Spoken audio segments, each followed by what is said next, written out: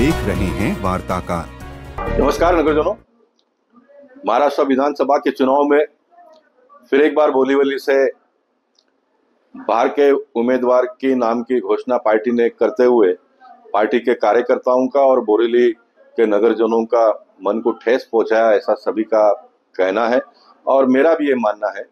क्योंकि भारतीय जनता पार्टी ने हम सबको ये सीख बिल्कुल कभी दी नहीं, किसने कहाँ से चुनाव लड़ना, किसी ने कहाँ से चुनाव नहीं लड़ना। लेकिन बोरीवली के लोग जब गिनाते हैं कि आपने पहली बार विनोद तावड़े जी को लाया, उसके बाद में आपने सुनील राणे जी को लाया, उसके बाद में लोकसभा के चुनाव में आपने पीयूष गोयल जी को लाया और अब ये चौथी बार फिर वापस संजय उपाध्याय जी के रूप में आपने चौथी बार लाया। लोगों का ये भी कहना था कि विनोद तावड़े जी को जब आपने लाया तो आप सांसद के रूप में काम करते थे, हमने चला लिया। सुनील राणे जी को आपने लाया तब भी आप सांसद के रूप में काम करते थे, हमने चला लिया।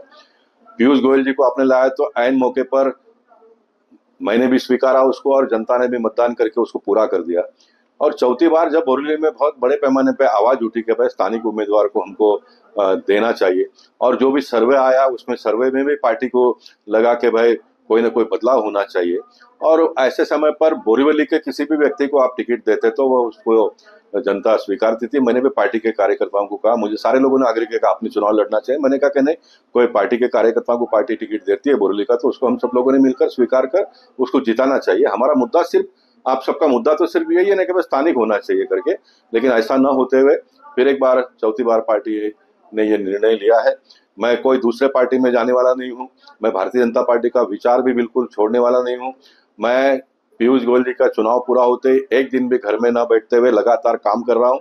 आज सवेरे में विनोद सेलार जी, योगेश सागर जी, मनीषा ताई चौधरी जी, प्रकाश सुर्वे जी, इन चारों लोगों का फॉर्म भरकर पीयूष गोयल जी के साथ में मैं जिला ऑफिस में मीटिंग के लिए गया।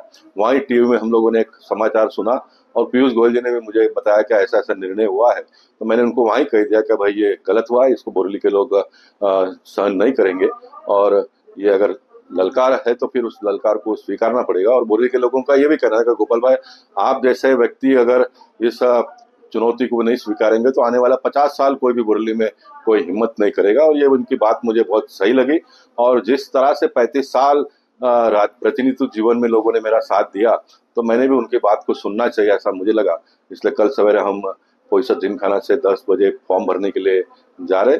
आप सब आशीर्वाद देने के लिए आए, यही मैं आप सबसे निवेदन करता हूँ। बहुत बहुत धन्यवाद।